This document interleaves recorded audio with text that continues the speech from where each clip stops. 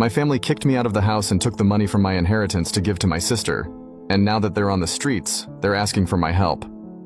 I was the second child of my parents, and of course, I was not planned. Unlike my sister, who was not only planned, but also a girl, and according to my parents, she should be protected at all costs. This meant that my sister could do anything at home, including taking my things, my money, destroying my homework, breaking my toys, etc. Whenever I complained to my parents, they simply told me to stop being spoiled and ended up punishing me. Because of this, I got used to it, and just let everything happen. Of course, it bothered me, but my schoolmates knew about the situation and helped me by hiding the money I saved in their homes or the toys I bought.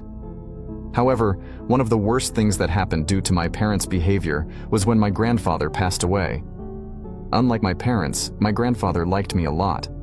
I loved spending weekends at his house, and for me, he was my real father.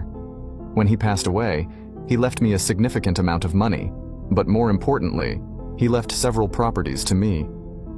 This happened during my adolescence, and I was happy that he gave me these properties since it meant that when I turned 18, I would have a place to go and finally escape from my family.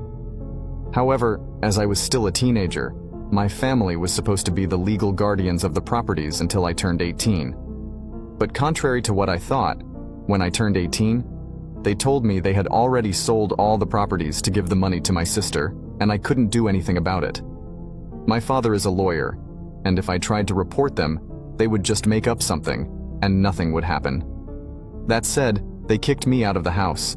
It was a very difficult time in my life.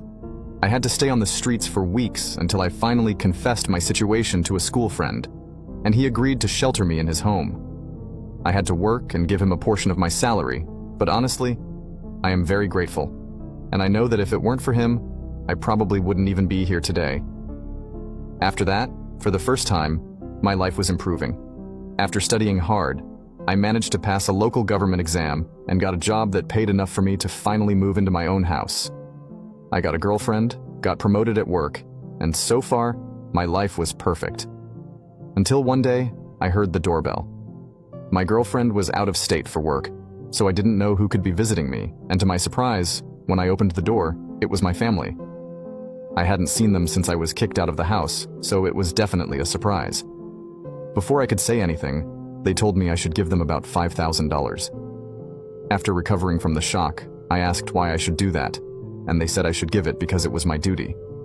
After hearing that, I just laughed and tried to close the door, leaving them talking alone. But my father noticed and changed his tone, saying that they needed my help. They said they had no more money, and due to my sister's excessive spending, they had to sell the house to pay off debts. They were asking me for $5,000 because, according to them, they were going to move to one of the houses my grandfather left for me, but they didn't have money for the trip. I told them that these houses were rightfully mine, and I would never help them, and they should leave immediately from in front of my house before I called the police. After a lot of discussion, and after I took out my phone and typed the police number in front of them, they left.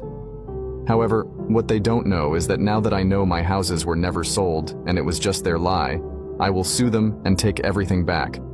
I know they probably still have all the houses, so I will take all of them. They will surely be angry when they find out that I will sue them, but I simply don't care, and I don't mind if they end up on the streets.